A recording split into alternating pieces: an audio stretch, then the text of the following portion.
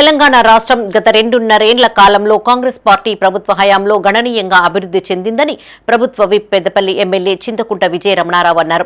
ప్రభుత్వ విప్ గా నియామకమైన సందర్భంగా తన సొంత నియోజకవర్గమైన పెద్దపల్లికి వెళ్తున్న క్రమంలో కరీంనగర్ నగరంలోని హౌసింగ్ బోర్డు కాలనీలో కార్పొరేటర్లు ఆకుల నర్మదా నర్సన్న, స్థానిక డివిజన్ కార్పొరేటర్ ఆకుల నందిని ఉదయ్, మాజీ కార్పొరేటర్ ఆకుల ప్రకాష్ ఆధ్వర్యంలో ఘనస్వాగతం పలికారు.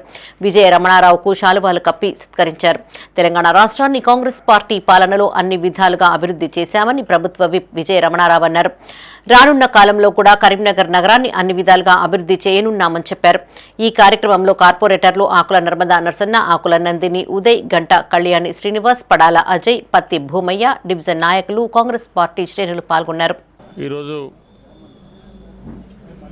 రాష్ట్ర ప్రభుత్వ విప్గా నియామకమైన తర్వాత మరి రోజు నేను పెద్దపల్లికి వెళ్ళే క్రమంలో మరి సోదరులు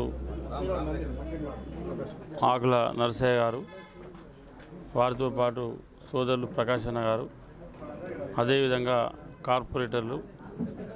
కార్పొరేటర్లతో పాటు కాంగ్రెస్ పార్టీ నాయకత్వం, వారితో పాటు మిత్రులు, పత్రికా విలేకరులు మరి అందరూ కలిసి వాళ్ళ ఇక్కడ హౌసింగ్ బోర్డు కాలనీ దగ్గర